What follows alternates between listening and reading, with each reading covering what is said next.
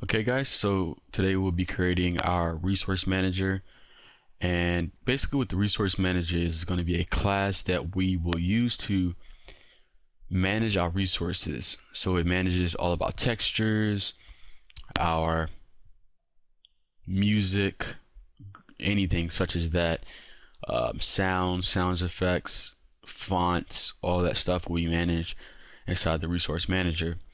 Now, you don't have to create your project this way, but I highly recommend you do so, because if you don't, it's going to be really tough to manage memory and manage resources. So it's best to do it this way, which is why I'm showing you guys how to do it. So the first thing we need to do is just create a new class, and we're going to name this class resource manager, and finish. All right. So the first thing we need to do is we need to create a object type of the resource manager, and we just basically need to do private static final resource manager, and we're going to call this instance equals new resource manager. Okay, and the reason why we did this is because for all of our classes and activities and scenes, we're going to be using one resource manager class. What we don't want to happen is we don't want every scene or every class to create its own instance of this resource manager. We want to just use the same instance through all classes, which is why we set this to instance, which is why we created it here, so we can basically use it in all of our scenes. So second thing we want to do is we need to go ahead and create a method that will allow us to share or use the resource manager amongst classes, because once we need to get it, we'll then need to just simply use it in all type of classes. So let's go ahead and do public static and resources manager as the type, and it's going to be called get instance. All right, and we need to return the instance that we created above.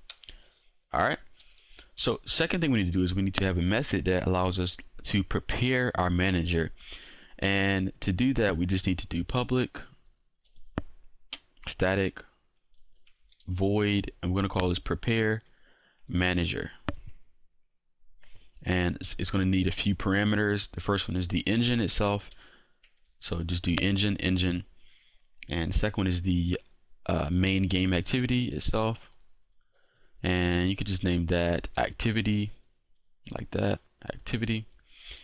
And it also needs the bound camera that we created, so it needs that camera, and we just call that camera. And last but not least, it needs the vertex buffer object manager, so just go ahead and do vertex buffer object manager, and we'll just call this vbomb, like that.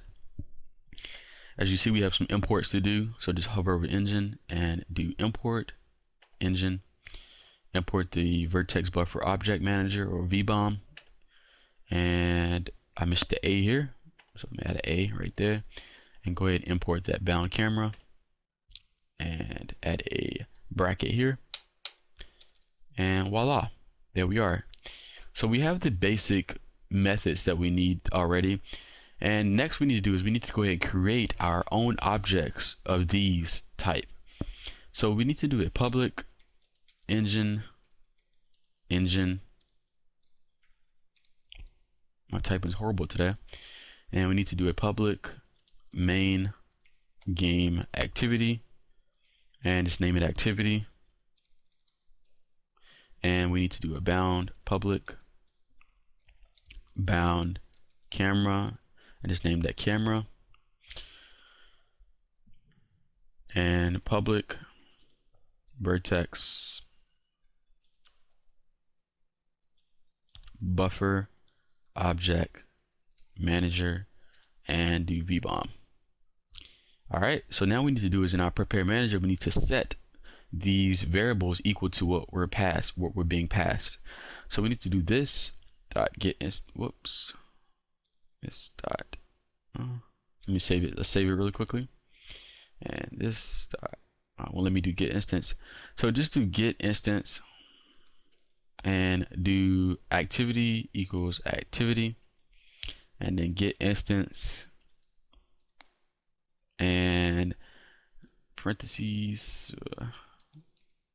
and do engine equals engine, and then we need to get instance again, and vbom equals to vbom, and last but not least, get instance camera equals camera. All right, so what we've done is we've created our own objects here, and we've allowed for them to, we set them as public so they can be shared throughout all our scenes and game activities. And what we did here is, once prepare manager is called from our main activity, it's going to pass it everything it needs, and then we're going to set it equal to our own objects, so that way we can use them from this resource manager.